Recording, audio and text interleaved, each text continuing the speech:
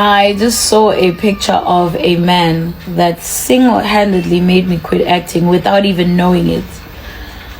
Wayedwa Nkosi yami engabambisene namuntu. He recently just trended. It wasn't like a big deal trending, but nje bekuyinto engatheni, it was like subtle trending. And ngitheme ngisibona isithombe sakhe ngakhumbula ukuthi yindaba ngayeka into yokuactor. Ayibo.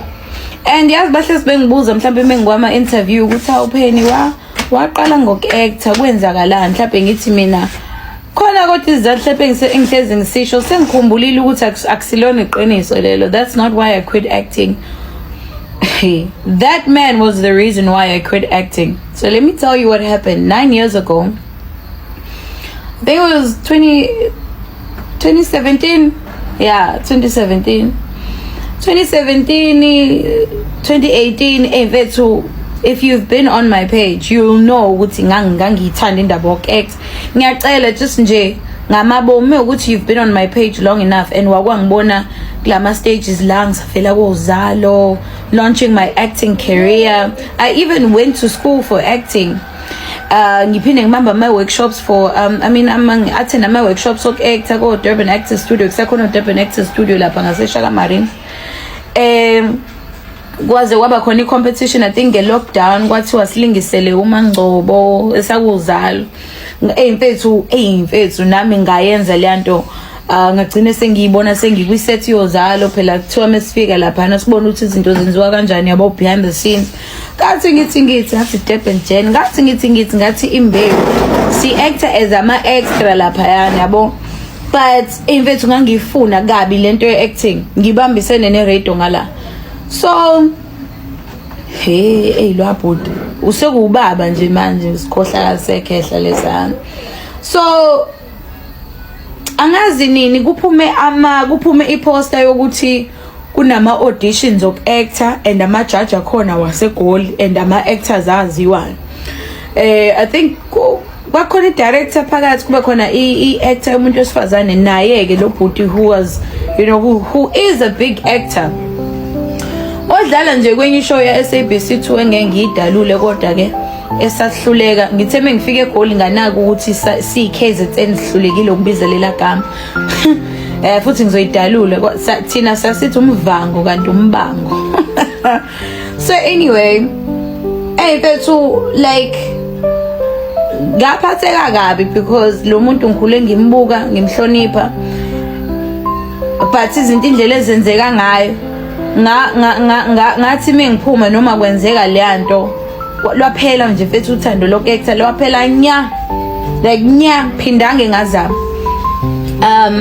So what happened was kuphuma iposter yokuthi kuzoba nama auditions eThekwini, abantu abafisa ukungena into the acting industry abangene abasondele. So vele mina ngiya ngokuthi mfethu sengiyazi ukuthi ama extra sebenza kanjani, ama main characters sebenza kanjani, ngiyazi ukuthi sisifundwa kanjani, script usitranslate kanjani. I know the little things that add on to your acting. You can act ngama facials ungashongo lutho, ama facial expressions, you can act ngokuphefumula yabo. So mfetha angimoshele lwababa. So kuphume lama audition ngihamba nobhuti wami kuSanele umngani wami, my best friend from high school, who turned into my brother.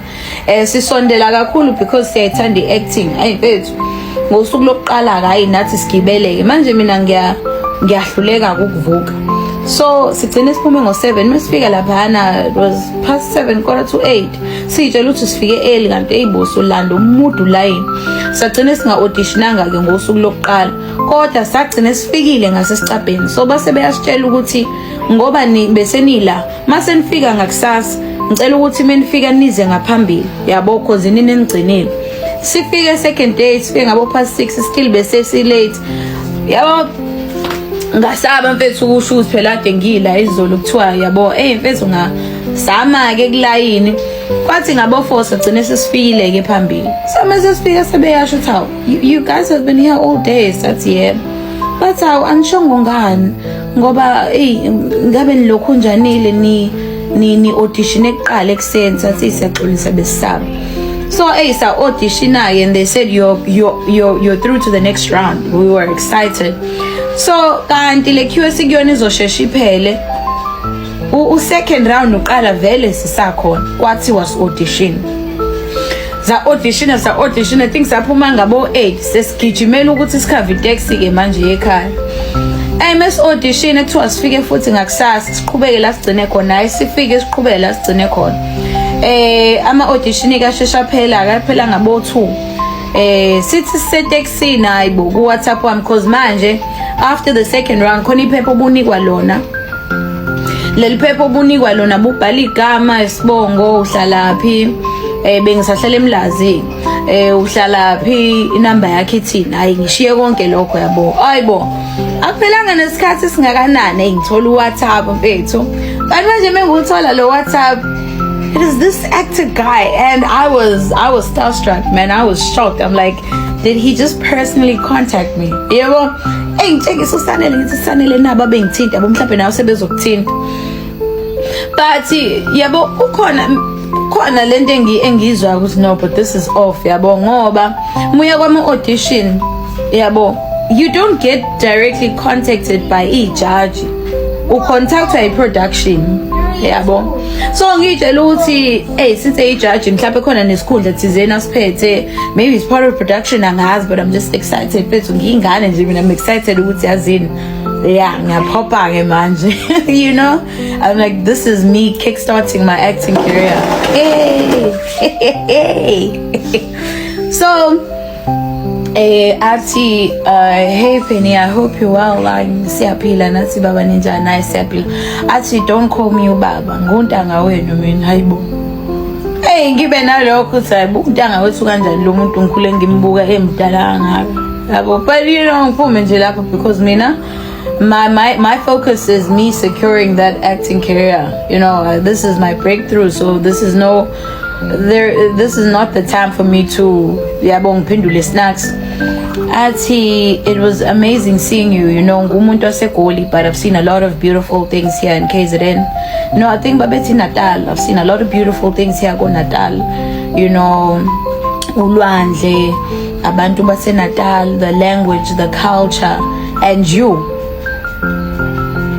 mina ngumuntu ke who can read the room mina ngeke ungidide ngingakutshela mengene endaweni uthi oh lo la kukanjani manje I can read the room even kwama text ke mina eqala kudala lena athi ngithi mina and you ibuza ukuthi manje lo bhuti ufuna ngiphendule kanjani ngithi mina ngitwist lento ngithi mina hopefully you're gonna see all that beauty on screen soon enough if this comes through or if this goes through yabo sengimbuyisela ekutheni I hope lo buhlobona la eNatal me ukuthi nami ngiyabaleka lapho I hope uzongibona nase screenini maduzana yabo phela nami ngiyamtshotsi yabo phela make the right choice fethu izinto zami ikhanya athi uhlalaphi ngithi mina ngihlala eMlazi masethi number basibhukhele khona la ehotela eLazi so I think it was a Central Hotel I think wakusekhona Hilton yeah athi bambhukhele Hilton I think it's noma Southern Sun between those two kodwa he was by the beach because wangishutela isithombe